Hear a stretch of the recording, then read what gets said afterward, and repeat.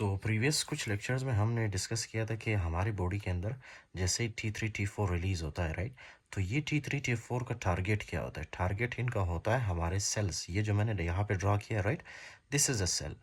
Okay, let me explain for you. ये आपके पास heart है और हार्ट से ये आपके पास जो नज़र आ रहे हैं दे आर लंग्स। ओके, उसके बाद ये है आपका आर्टीरियल साइड। ओके, फिर यहाँ से शुरू होता है आपका वेनस साइड, राइट। फिर यहाँ से डीऑक्सीजनेटेड ब्लड आता है आपके राइट हार्ट में। सिंपल। उसके अलावा ये जो आपको नज़र आ रहा है this is liver and this is your stomach, fine. और ये कुछ मैंने जो है फैट सेल्स ड्रॉ किया रहा है यहाँ पे। ओके, अच्छा जी। तो नाउ वी विल डिस्कस कि ये जो T3 T4 है ना, इसका हमारे टिश्यू पे क्या इफेक्ट पड़ता है, right. That is the main question कि इसका हमारे टिश्यू पे क्या इफेक्ट पड़ता है। जब ये हमारे टिश्यू में आता है तो क्या चेंजेस आती है हमारे टिश्यू में।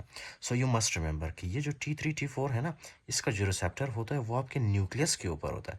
डू यू नो हर सेल के पास, ये एक सेल है फॉर एग्जाम्पल, इसके पास एक न्यूक्लियस है, राइट, सेंटर में। तो इस T3 और T4 का रिसेप्टर कहाँ पे होता है? इस न्यूक्लियस के पास होता है, न्यूक्लियस के ऊपर, राइट। तो ये न्यूक्लियस के ऊपर जाके अटैच होता है। अटैच होने के बाद ये सेल के अंदर कौन कौन सी तब्दीलियाँ या मतलब कौन कौन से चेंजेस लाते हैं। The very first thing that you have to remember, first function क्या है कि इसका ये जो है माइटोकॉन्ड्रिया को, माइटोकॉन्ड्रियल एक्टिविटी बढ़ा देता है ये। Okay, mitochondrial activity, mitochondrial activity को इंक्रीज करता है ये। ओके, आपको पता है ना माइटोकॉन्ड्रिया क्या होता है? Mitochondria is the power house of cell. अगर T3 T4 ज़्यादा हुआ सेल के अंदर तो ये क्या करेगा? माइटोकॉन्ड्रिया को मजबूर करेगा, या मतलब माइटोकॉन्ड्रिया को स्टिमुलेट करेगा कि वो ज़्यादा से ज़्यादा क्या प्रोड्यूस करे? एनर्जी प्रोड्यूस करे, राइट। ओके, उसके बाद यही T3 T4 जब आपके सेल के अंदर जाता है, ऑब्वियसली ये मैंने आपको अभी बताया था कि ये this will lead to ATP production in your body. Okay, in your cells. आपको पता है ना, जैसे ही एटीपी प्रोड्यूस होता है, मेटाबॉलिज्म ज़्यादा होती है आपके सेल के अंदर, तो क्या होता है? हीट प्रोड्यूस होता है। ओके, हीट प्रोड्यूस होता है। तो एक फंक्शन क्या है ये थायराइड हार्मोन का, कि ये जो है हमारे बॉडी के अंदर हीट प्रोड्यूस करता है। Okay, fine. उसके बाद क्या करती है ये जो T3 T4 है, these will increase the oxygen consumption, क्योंकि ये माइटोकॉन्ड्रियल एक्टिविटी, एटीपी प्रोडक्शन, ये जो प्रोसेसेस हो रहे होते हैं, राइट, सेल के अंदर जो मेटाबॉलिज्म हो रही होती है, उनके लिए क्या चाहिए होती है? Oxygen, right. तो ऑक्सीजन कंजम्पशन क्या होगी? इंक्रीज होगी, मतलब ऑक्सीजन ज़्यादा यूज़ होगा, ओके, बाय सेल्स, फाइन। तो ये है इसका तीसरा फंक्शन। उसके अलावा जो है आपके फॉर एग्जांपल कार्बोहाइड्रेट्स या फैट्स, ओके, या प्रोटीन्स वगैरह, उनकी ब्रेकडाउन भी ज़्यादा होती है जब T3 T4 आपके बॉडी के अंदर रिलीज़ होता है। ओके, इनकी ब्रेकडाउन ज़्यादा होती है, ब्रेक डाउन, राइट। तो इनकी ब्रेकडाउन ज़्यादा होती है, एज ए रिजल्ट क्या होगा? ये जितने भी प्रोसेसेस होंगे एट द एंड जो है इंक्रीज होगी heat production. Okay, heat production. Now this is very very simple. Okay यार, there is no rocket science in this, trust me. ये देखो ये कितने ज़्यादा प्रोसेसेस हो रहे हैं, राइट। किन की वजह से हो रहा है? T3 T4 की वजह से ना। अब ये जो प्रोसेस होते हैं ना आपकी सेल के अंदर, इनको एनर्जी तो चाहिए ना किसी सोर्स से। तो वो एनर्जी इनको कहाँ से मिलता है? ये now you have to remember one thing. Okay, आप जब खाना खाते हैं, डाइट, ओके, डाइट, डाइट के अंदर क्या होता है? डाइट के अंदर obviously different types of nutrients होते हैं, लेकिन we will mostly focus on the glucose. Simple. Okay, ये ग्लूकोज आता है आपके स्मॉल इंटेस्टाइन में, स्मॉल इंटेस्टाइन से ये रीअब्जॉर्ब होके आपके सर्कुलेशन में आता है। Simple, that's it. अब ये जो ग्लूकोज है, राइट, ये आपके सर्कुलेशन में आता है। सर्कुलेशन से होते हुए ये कहाँ पे आता है? ये इस सेल के अंदर आ जाता है। फिर यही ग्लूकोज क्या करता है? इस सेल को एनर्जी प्रोवाइड करता है। फिर यही ग्लूकोज को यूज़ करके mitochondrial activity, ATP production, oxygen consumption, मतलब जो भी मेटाबॉलिज्म के प्रोसेसेस हैं, राइट, जो ग्लूकोज डिपेंडेंट है वो ये सेल परफॉर्म करता है। That's it. उसके अलावा ये क्या करता है? Listen one thing. ओके, उसके अलावा जो है ना, ये लिवर के अंदर जो फॉर एग्जांपल हमारे पास होता है ग्लाइकोजन। ओके, ग्लाइकोजन का मतलब पता है आपको? This is the stored form of the glucose. ये ग्लाइकोजन को क्या करता है? ग्लाइकोजिनोलाइसिस करता है, जिसकी वजह से ग्लूकोज प्रोड्यूस होता है। ओके, ग्लूकोज ग्लाइकोजिनोलाइसिस करता है लीवर के अंदर। तो इसकी वजह से क्या होगा? ग्लूकोज रिलीज होगा और ग्लूकोज हमारे सेल के अंदर आएगा और हेल्प करेगा ये मेटाबॉलिज्म करने में। सिंपल। उसके अलावा आपको पता है फैटी एसिड्स होते हैं, फैटी एसिड्स को ये कन्वर्ट करता है किस चीज़ में? ग्लूकोज में। ओके, ग्लूकोज में। डी नोवो सिंथेसिस कहते हैं इसको। तो ये फैटी एसिड्स को भी कन्वर्ट करता है ग्लूकोज में। फिर यही ग्लूकोज को यूज़ करके हम क्या करते हैं? सेल के अंदर माइटोकॉन्ड्रियल एक्टिविटी बढ़ाते हैं, एटीपी प्रोडक्शन वगैरह ये चीज़ें होती हैं। सिंपल। अच्छा जी, so this is what happens in your body. Okay, ये है ग्लाइकोजिनोलाइसिस। एक तो ये ग्लाइकोजिनोलाइसिस करवाता है, ओके, ये मैं आपको बुक में बताऊंगा। उसके अलावा डिनोवो सिंथेसिस को भी बढ़ाता है, मतलब फैटी एसिड्स के थ्रू ये ग्लूकोज बनाता है। ओके, ग्लूकोनियोजेनेसिस कहते हैं इसको। अच्छा जी, उसके बाद you must remember one very very important function, okay, कि ये क्या करता है, ये आपके हार्ट के ऊपर बीटा रिसेप्टर्स को बढ़ाता है। आपको पता है आपके हार्ट के ऊपर कौन सा beta receptor, beta one receptor होता है। ओके, तो ये क्या करता है, बीटा वन रिसेप्टर की कॉन्सेंट्रेशन को हार्ट के ऊपर बढ़ा देता है। ओके, और आपको तो पता ही है कि आपके बॉडी के अंदर क्या है, एपिनेफ्रिन तो हमेशा से, ओके, आपके ब्लड के अंदर एपिनेफ्रिन मौजूद है। तो जैसे ही एपिनेफ्रिन आके इसके साथ बाइंड करेगा ना, बीटा वन रिसेप्टर्स के साथ, बीटा वन रिसेप्टर्स के साथ क्या बाइंड करता है, एपिनेफ्रिन, राइट। अब ये एपिनेफ्रिन जैसे ही बाइंड करता है बीटा वन रिसेप्टर्स के साथ, एकदम से हार्ट रेट बढ़ जाती है। ओके, तो क्या होगा, increase in heart rate. Okay, as a result क्या होगा, हार्ट रेट जब बढ़ती है तो उससे जो है आपका स्ट्रोक वॉल्यूम बढ़ता है। ओके, स्ट्रोक वॉल्यूम बढ़ता है, कार्डियक आउटपुट वगैरह सब कुछ जो है आपका बढ़ जाता है। ओके, एज अ रिजल्ट क्या होता है कि सिस्टेमिक ब्लड प्रेशर आपका इंक्रीज होता है। ओके, सिस्टेमिक ब्लड प्रेशर आपका इंक्रीज होता है। Fine, okay. अच्छा जी, ये इसमें एक चीज़ आपने याद रखना है, सिस्टमिक ब्लड प्रेशर ज़्यादा होता है, डायस्टोलिक ब्लड प्रेशर कम होता है। ओके, और सिस्टोलिक ब्लड प्रेशर ज़्यादा और डायस्टोलिक ब्लड प्रेशर कम होता है। फाइन। अच्छा जी, क्योंकि डायस्टोलिक ब्लड प्रेशर किस चीज़ पे, वेजोडाइलेशन पे, मतलब पेरिफेरल वास्कुलर रेजिस्टेंस पे डिपेंड करता है ना। तो पेरिफेरल वास्कुलर रेजिस्टेंस जो है, थायराइड हार्मोन जब रिलीज होता है ना, तो वो क्या करता है mostly, okay, that will cause vasodilation, right. Okay, fine. अच्छा जी, ये एक तो ये कि ये यहाँ पे इसने क्या किया, बीटा एड्रेनर्जिक सिस्टम को इसने एक्टिवेट किया। ओके, या मतलब उनकी कंसंट्रेशन बढ़ा दी इसने बीटा वन रिसेप्टर्स की। ये बीटा वन रिसेप्टर्स हो गए। अब बीटा टू रिसेप्टर्स कहाँ पे होते हैं, बीटा टू रिसेप्टर्स होते हैं आपके लीवर पे। ओके, आपके लीवर पे क्या होता है, बीटा टू रिसेप्टर्स। अब ये बीटा टू रिसेप्टर्स जैसे ही स्टिमुलेट होते हैं ना, ओके, क्योंकि एपिनेफ्रिन इसको भी आके स्टिमुलेट करेगा ना, इनको भी आके स्टिमुलेट करेगा, तो क्या करेंगे ये जो है अपने सरफेस पे क्या मतलब वो करेंगे, एलडीएल के रिसेप्टर्स ये इस तरह से रिप्रेजेंट करेंगे अपने सरफेस के ऊपर, राइट। लीवर के ऊपर एलडीएल के रिसेप्टर्स बनेंगे। तो आपकी बॉडी के अंदर यानी आपके ब्लड के अंदर जो एलडीएल होगा ना, फॉस्फोलिपिड, एलडीएल, ट्राइग्लिसराइड वगैरह, तो ये क्या होंगे, इस तरह से लीवर के अंदर आएंगे। Okay, fine. इस तरह से एलडीएल के रिसेप्टर्स ये अपने ऊपर बनाता है, तो एलडीएल आके इसके साथ अटैच होता है। फाइन। तो क्या होगा, एलडीएल की कॉन्सेंट्रेशन, फॉस्फोलिपिड, ट्राइग्लिसराइड, इनकी कॉन्सेंट्रेशन कम होगी एट द एंड, राइट। उसके अलावा ये तो हो गया बीटा टू रिसेप्टर्स। ओके, ये जो आपके फैट सेल्स हैं ना, फैट सेल्स के ऊपर कौन से रिसेप्टर्स होते हैं, beta three receptors. Okay, beta three receptors. तो ये मैंने आपको बताया था कि T3 T4 क्या करता है, T3 T4 एक तो बीटा वन रिसेप्टर्स की कॉन्सेंट्रेशन को बढ़ाता है हार्ट के ऊपर, बीटा टू रिसेप्टर्स की कॉन्सेंट्रेशन को बढ़ाता है लीवर के ऊपर, बीटा थ्री रिसेप्टर्स की कॉन्सेंट्रेशन को बढ़ाता है T3 T4 फैट सेल्स के ऊपर। तो क्या होगा, जब एपिनेफ्रिन इनके साथ आके बाइंड करेगा तो क्या करेगा ये, obviously this will lead to release of the fatty acids. Okay, these will lead to the release of fatty acids. फिर यही fatty acids बाद में क्या होंगे, इस तरह से लीवर के अंदर आएंगे, इस fatty acid को यूज़ करके हम किस में कन्वर्ट करेंगे, ग्लूकोज में। फिर यही ग्लूकोज आएगा यहाँ पे कंज्यूम होगा, राइट। ओके, अच्छा जी, so this is very simple now यार।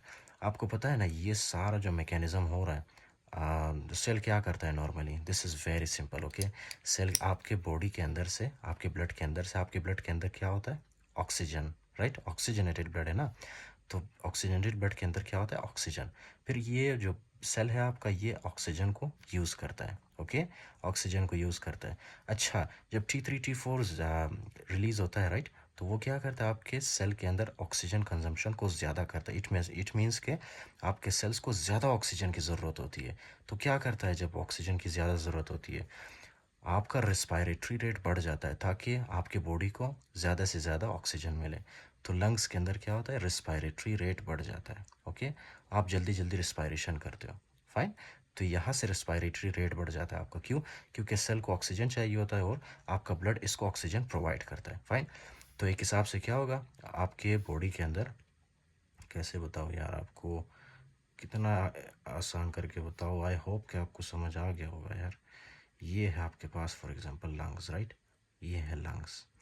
तो जैसे ही यहाँ पे फॉर एग्जांपल ऑक्सीजन की ज़रूरत ज़्यादा होती है ना हमारे बॉडी को, तो क्या करते हैं हम, इन्वायरमेंट से हम ऑक्सीजन इस तरह से इनहेल करते हैं। ये ऑक्सीजन पहले हमारे लंग में आता है, फिर हमारे लंग्स से ये हमारे बॉडी में एंटर होता है, हमारे ब्लड के अंदर। ओके, ये ऑक्सीजन सिंपल। फिर यही, अच्छा this is very simple now. ये जो आपके पास सेल्स है ये ऑक्सीजन को कंज्यूम करते हैं और एट द एंड क्या रिलीज करता है आपके बॉडी के अंदर? Carbon dioxide. सिंपल। अब ये जो कार्बन डाइऑक्साइड है इसको क्या करना है, हमने अपने बॉडी से बाहर निकालना है। तो कैसे बाहर निकालते हैं? लंग्स के थ्रू, इस तरह से। लंग्स के थ्रू हम अपने बॉडी से इस कार्बन डाइऑक्साइड को बाहर निकालते हैं। Why? Because we don't need this. Okay, this is a best product, we don't need this. तो इस तरह से क्या है कि आपका रिस्पायरेटरी रेट बढ़ गया। क्यों? क्योंकि आपने ऑक्सीजन को इनहेल करना होता है और कार्बन डाइऑक्साइड को निकालना होता है, राइट? वेस्ट को आपने निकालना होता है। तो ये आपके बॉडी के अंदर नॉर्मली होता है। फाइन। आपने ये नहीं बोलना बीटा एड्रेनर्जिक सिस्टम, ये beta 1 receptors, beta 2, beta 3 receptors, ये आपने नहीं बोलना। Okay fine. अच्छा, उसके अलावा जो है ना, यही T3 T4 क्या करता है? बोन मैचुरेशन में हेल्प करता है आपके। ये T3 T4 जब नॉर्मल क्वांटिटी में होता है, राइट? T3 और T4 ये आपके बोन मैचुरेशन में हेल्प करता है। ब्रेन मैचुरेशन में इनडायरेक्टली T3 T4 क्या करता है? ब्रेन मैचुरेशन में हेल्प करता है, राइट? तो बोन और ब्रेन के मैचुरेशन में हेल्प करता है ये, bone and brain maturation, right? So let's begin the function. Only free hormone is active. इसका मतलब ये है ना कि आपके बॉडी के अंदर जो है 90% ऑफ T3 T4 किसके साथ अटैच होता है? मैंने आपको बताया था ब्लड के अंदर थायरोग्लोबुलिन बाइंडिंग प्रोटीन के साथ 90% of the T3 T4 attach होता है, जिसकी वजह से ये 90% ऑफ T3 T4 क्या होता है? इनएक्टिव होता है, वो काम नहीं करता हमारे बॉडी के अंदर, राइट? उसके बाद मैंने आपको बताया था कि 10% ऑफ द T3 T4 आपके बॉडी के अंदर फ्री होता है, राइट? वो थायरोग्लोबुलिन बाइंडिंग प्रोटीन के साथ अटैच नहीं होते, राइट? जिसकी वजह से क्या करते हैं? T3 T4 ये हमारे बॉडी के नीड को पूरा करता है, राइट? या पूरा ही करते हैं। उसके बाद है T3 binds nuclear receptors with greater affinity than T4। अच्छा, इसका मतलब ये है ना, सबसे पहले आपने ये याद रखना है कि ये जो आपके पास ये एक सेल है, सेल के अंदर ये न्यूक्लियस है, और न्यूक्लियस के ऊपर जो है किसका रिसेप्टर होता है? T3 T4 का, राइट? लेकिन ये है कि T3 जो है ज़्यादा पावरफुल है T4 से, इसीलिए जब भी सेल के अंदर T3 T4 आता है ना, तो T3 ज़्यादा आसानी से अपने रिसेप्टर के साथ बाइंड करता है कंपेयर टू T4। उसके बाद है T3 फंक्शंस। क्या फंक्शंस है T3 के? सबसे पहले है ब्रेन मैचुरेशन।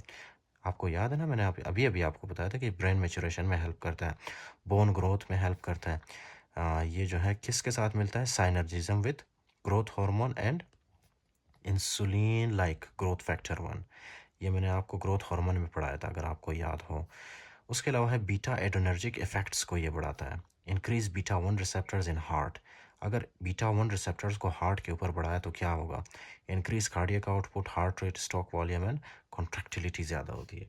तो ये रिमेंबर दिस। ये आपके ब्रेन मैचुरेशन में और बोन मैचुरेशन में हेल्प कर रहा है। दूसरा, ये हार्ट के ऊपर बीटा 1 रिसेप्टर्स की कॉन्सेंट्रेशन को बढ़ाता है, जिसकी वजह से एपिनेफ्रिन आके इसके साथ बाइंड करेगा और हार्ट रेट आपकी बढ़ेगी। उसके अलावा जो है स्ट्रोक वॉल्यूम, कार्डियक आउटपुट सब कुछ बढ़ जाएगा। ओके, इंक्रीज होंगे ये। Fine, right? तो यही तो मैंने आपको बताया था। उसके बाद क्या है? बीटा ब्लॉकर्स एलिविएट यानी रिड्यूस एड्रेनर्जिक सिम्टम्स इन थायरोटॉक्सिकोसिस। अच्छा जी, तो थायरोटॉक्सिकोसिस एक ऐसा कंडीशन है जिसके अंदर क्या होता है कि ये जो T3 T4 है ना, ये किधर गया यार? ये T3 T4 का लेवल बहुत ज़्यादा बढ़ जाता है। Okay fine. और ये जो है बहुत ज़्यादा, मतलब pathologically it will increase, right? As a result क्या होगा? जब आप बीटा ब्लॉकर देते हो ना, तो बीटा ब्लॉकर क्या करता है? यहाँ पे आपके हार्ट के ऊपर इस बीटा रिसेप्टर को ब्लॉक करता है, तो इसलिए एपिनेफ्रिन उसके ऊपर एक्शन शो नहीं कर पाएगा, एक्ट नहीं कर पाएगा, जिसकी वजह से आपका हार्ट रेट नहीं बढ़ेगा, स्ट्रोक वॉल्यूम, कार्डियक आउटपुट नहीं बढ़ेगा। फाइन। तो इस तरह से beta blockers is very good in the thyrotoxicosis patients. अच्छा, नेक्स्ट है बेजल मेटाबॉलिक रेट इंक्रीज होता है विया सोडियम पोटासियम एटीपेज। यार इतना इंपॉर्टेंट फंक्शन मैं कैसे भूल सकता हूँ? Listen, okay listen. ये क्या है? T3 T4 जैसे ही आपके सेल के ऊपर एक्ट करता है ना, तो ये क्या करता है? सेल के अंदर जो है बेजल मेटाबॉलिक रेट को बढ़ाता है। आपको पता है बेजल मेटाबॉलिक रेट क्या होता है? ये जो माइटोकॉन्ड्रियल एक्टिविटी बढ़ती है, ATP production, carbohydrate, fat, protein breakdown होती है, ऑक्सीजन कंजम्पशन, ये सब को हम क्या कहते हैं? Basal metabolic rate. तो जैसे ही T3 T4 सेल के ऊपर एक्ट करता है, बेजल मेटाबॉलिक रेट बढ़ जाता है। ओके, एज ए रिजल्ट क्या होता है? ये सबसे इंपॉर्टेंट फंक्शन है, ये मैं कैसे भूल सकता हूँ? ये जो है क्या होता है कि ये जैसे ही माइटोकॉन्ड्रियल एक्टिविटी बढ़ती है, प्रोटीन्स नए नए बनते हैं, राइट? उसकी वजह से क्या है कि यहाँ पे सेल के सरफेस पे एक पंप बनता है जिसका नाम है sodium potassium ATPase, sodium potassium ATPase. Fine. तो इनकी कंसंट्रेशन भी बढ़ जाती है, सोडियम पोटासियम एटीपेस। और इसका तो फंक्शन आपको पता ही है, क्या करता है ये, सोडियम को बाहर फेंकता है, पोटासियम को अंदर की तरफ लाता है, right. So you must remember this is very important, okay. अच्छा, इसकी वजह से क्या होगा, इंक्रीज ऑक्सीजन कंजप्शन ज़्यादा होगी, रेस्पायरेटरी रेट ज़्यादा होगा और बॉडी टेम्परेचर ज़्यादा होगी। आपको बताया था कि जैसे ही आपके बॉडी के अंदर ऑक्सीजन कंजप्शन ज़्यादा होती है तो क्या होगा, आप जल्दी जल्दी जो है सांस लेते हो, जिसकी वजह से रेस्पायरेटरी रेट बढ़ जाता है, ओके। इंक्लूडिंग दैट आप कार्बन डाइऑक्साइड को अपनी बॉडी से निकालते हो, उसकी वजह से भी रेस्पायरेटरी रेट बढ़ जाता है। बॉडी टेम्परेचर आपको पता है, मेटाबॉलिज्म होगा तो बॉडी टेम्परेचर तो बढ़ेगा ही, ओके। एनर्जी प्रोड्यूस होगा तो बॉडी टेम्परेचर बढ़ जाएगा। Blood sugar increase, okay. कैसे इंक्रीज होता है blood sugar, increase glycogenolysis and gluconeogenesis. Remember आपको बताया था कि आपके लीवर के अंदर क्या होता है, ग्लाइकोजन। तो ग्लाइकोजन की जब ब्रेकडाउन होती है तो वो किस चीज़ में कन्वर्ट होता है, ग्लूकोज में। फाइन। इस प्रोसेस को हम लोग क्या कहते हैं यहाँ पे, ग्लाइकोजिनोलाइसिस, राइट। उसके बाद है ग्लूकोनियोजेनेसिस। ग्लूकोनियोजेनेसिस का मतलब ये है ना कि फैटी एसिड से आप ग्लूकोज प्रोड्यूस करो, फैटी एसिड के ब्रेकडाउन करके ग्लूकोज प्रोड्यूस करो, that is called the gluconeogenesis, right. उसके बाद है ब्रेकडाउन लिपिड्स, इंक्रीज लिपोलिसिस। मैंने आपको बताया था ना ये क्या करता है, ये आपके ये फैट सेल्स पे भी एक्ट करता है, जिसकी वजह से क्या होगी, फैट सेल्स में से फैटी एसिड्स रिलीज होंगे, उनकी मतलब ब्रेकडाउन होगी लिपिड्स की, right. Stimulate surfactant synthesis in babies, right. अच्छा, बेबीज में ये जो सर्फेक्टेंट को भी क्या करता है, स्टिमुलेट करता है, सर्फेक्टेंट सिंथेसिस को, राइट। ओके, तो रेगुलेशन डिस्कस करते हैं। Thyroid releasing hormone stimulates thyroid stimulating hormone which will stimulate the follicular cells. See, इसका क्या मतलब है, this is your brain, okay. Brain से आपको पता है यहाँ पे हमारे पास क्या होता था, यहाँ पे हाइपोथैलेमस, ओके, ये प्लस जो मैंने बनाया, फिर हाइपोथैलेमस से इस तरह से एक स्ट्रक्चर हैंग कर रहा था जिसको हम क्या कहते थे, पिट्यूटरी ग्लैंड, राइट। तो ये है हाइपोथैलेमस और ये है पिट्यूटरी ग्लैंड। इसी हाइपोथैलेमस और पिट्यूटरी ग्लैंड को मैंने यहाँ पे ड्रॉ किया थोड़ा बड़ा करके, ओके। तो ये है हाइपोथैलेमस और ये है पिट्यूटरी ग्लैंड। Listen, okay. आपके हाइपोथैलेमस से क्या रिलीज होता है, thyroid releasing hormone, okay, TRH, thyroid releasing hormone. फिर यही थायराइड रिलीजिंग हार्मोन आके किसको स्टिमुलेट करता है, एंटीरियर पिट्यूटरी को। This is your anterior pituitary, इसको स्टिमुलेट करेगा। फिर यही एंटीरियर पिट्यूटरी क्या रिलीज करेगा, थायराइड स्टिमुलेटिंग हार्मोन। ये थायराइड स्टिमुलेटिंग हार्मोन कहाँ पे एक्ट करेगा, ये आपके पास जो नज़र आ रहा है, this is your follicular cell, okay. ये फॉलिकुलर सेल के रिसेप्टर पे एक्ट करेगा, इसको स्टिमुलेट करेगा फॉलिकुलर सेल को। फिर उसके बाद फॉलिकुलर सेल क्या करेगा, इस तरह से T3 T4 बनाना स्टार्ट करके ये सर्कुलेशन में भेज देगा। This is how it happens, okay. उसके बाद है थायराइड स्टिमुलेटिंग इम्यूनोग्लोबुलिन्स यानी TSI में stimulate follicular cells and Graves disease. ये मैं आपको हाइपरथायराइडिज्म में कंडीशन है जिसको ग्रेव्स डिजीज़ कहते हैं, राइट। मैं उसमें आपको बताऊंगा कि कभी कभी क्या होता है, ये जो TSH रिसेप्टर्स है ना, इनके अगेंस्ट आपको पता है क्या बनता है, इस तरह से ऑटो एंटीबॉडीज़ बनती है, ओके। इस तरह से ऑटो एंटीबॉडीज़ बनती है। और ये जो ऑटो एंटीबॉडीज़ है ये क्या करते हैं, इस तरह से आके TSH के रिसेप्टर को स्टिमुलेट करेंगे, मुसलसल स्टिमुलेट करते जाएंगे। एज अ रिजल्ट क्या होगा, आपके पास अनलिमिटेड, बहुत ज़्यादा अनलिमिटेड T3 T4 बनेगा। और आपको पता तो है कि T3 T4 का फंक्शन क्या है, राइट।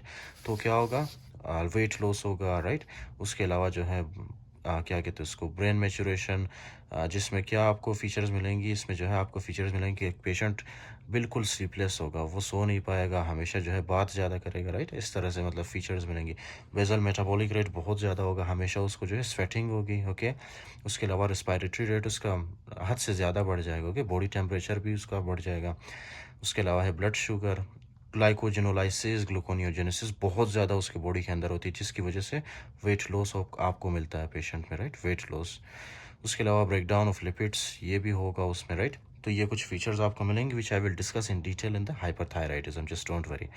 उसके बाद क्या है, negative feedback primary bye T3 T4। जब T3 T4 का लेवल बढ़ जाता है ना, सो इट विल, ओके, ये जो T3 T4 का लेवल जब बढ़ जाता है, ओके फाइन, एक नॉर्मल अमाउंट में जहाँ हमें चाहिए ना T3 T4, तो उस नॉर्मल अमाउंट में हमें मिल जाता है T3 T4, राइट। और उसके बाद जो है T3 T4 क्या करता है, जाके हाइपोथैलेमस और पिट्यूटरी को इनहिबिट करता है कि मज़ीद थायराइड स्टिमुलेटिंग हार्मोन या थायराइड रिलीजिंग हार्मोन रिलीज मत करें, फाइन, ओके। फिर यहाँ से हाइपोथैलेमस भी स्टॉप करता है TRH रिलीज को, एंटीरियर पिट्यूटरी भी TSH रिलीज को स्टॉप करता है, जिसकी वजह से फॉलिकुलर सेल मजीद स्टिमुलेट नहीं होता और T3T4 प्रोड्यूस नहीं होता। ओके, तो इस तरह से जो है कंट्रोल होता है T3T4 हमारे बॉडी में। ये देखिए आप, negative feedback primary by free T3T4, आपको बताया था ना मैंने कि 90% क्या है बॉडी के अंदर, 90% जो है, मोर देन 90% जो T3T4 है वो थायरोग्लोबिन बाइंडिंग प्रोटीन के साथ अटैच है। ओके, ओनली 10% या लेस देन 10% T3T4 हमारे पास ब्लड में फ्री है, इंडिपेंडेंट है। ओके, तो वही T3T4 जो फ्री है वही जाके हाइपोथैलेमस और एंटीरियर पिट्यूटरी को स्टिमुलेट करते हैं कि मज़ीद T3T4 रिलीज़ ना करें। That's it. Thyroxine binding globulin, अच्छा इसको जो है, ये जो प्रोटीन है ना जो कि T3T4 के साथ सर्कुलेशन में बाइंड करता है, इसको थायरोक्सिन बाइंडिंग ग्लोबिन भी कहते हैं, ग्लोबुलिन। ओके, और थायरोग्लोबुलिन बाइंडिंग प्रोटीन भी कहते हैं, two names. Okay, binds most T3T4 in blood. See, ये क्या करते हैं, ब्लड के अंदर T3T4 के साथ बाइंड करते हैं। उसके बाद है bound T3T4 equals to inactive. वो जो बाउंड T3T4 होते हैं ना, ये इस तरह जो प्रोटीन के साथ अटैच होते हैं, दे आर इनएक्टिव। अच्छा जी, तो increase thyroglobulin binding protein in pregnancy, OCP use oestrogen, increase total binding. अच्छा, ये मैंने आपको बताया था कि ये जो प्रेगनेंसी है ना, इसमें क्या होता है, एस्ट्रोजन रिलीज होता है। ओके, इस एस्ट्रोजन क्या करता है, स्टिमुलेट करता है लीवर को कि वो more and more thyroglobulin binding protein release करे, जिसकी वजह से क्या होगा, आपके बॉडी के अंदर जो है T3T4 फ्री T3T4 कम होगा। ओके, फ्री T3T4 कम होगा। अच्छा जी, सो इसमें ये है ना कि increase total thyroglobulin binding protein in pregnancy, blood के अंदर ये जो प्रोटीन्स है ना जो कि T3T4 के साथ बाइंड करते हैं, ये ज़्यादा होते हैं। क्यों? क्योंकि एस्ट्रोजन रिलीज होता है। OCP यूज़, अच्छा, ओरल कॉन्ट्रासेप्टिव पिल्स भी जो यूज़ करते हैं ना फीमेल्स, उनमें भी होता है। ओके, उनमें क्या है कि जो प्रोटीन है थायरोग्लोबिन बाइंडिंग प्रोटीन, ये ज़्यादा होता है और टोटल T3T4 बढ़ जाता है बॉडी के अंदर। ओके, टोटल T3T4 बढ़ जाता है, लेकिन फ्री T3T4 कम होता है, फ्री T3 और T4 कम होता है। उसके बाद है reduce thyroglobulin binding protein in steroid use and nephrotic syndrome. ये कुछ कंडीशन है, स्टेरॉइड यूज और नेफ्रोटिक सिंड्रोम, जिसकी वजह से क्या होगा, थायरोग्लोबुलिन बाइंडिंग प्रोटीन कम होगा। ओके, सर्कुलेशन के अंदर 30 प्रोटीन। उसके बाद है T3 and T4 are the only lipophilic hormones with charged amino acids and require specific transporters to diffuse into the cell facilitated diffusion। कैसे T3 T4 सेल्स के अंदर जाता है, फैसिलिटेड डिफ्यूजन के थ्रू जाता है। Okay, facilitated diffusion, that's it.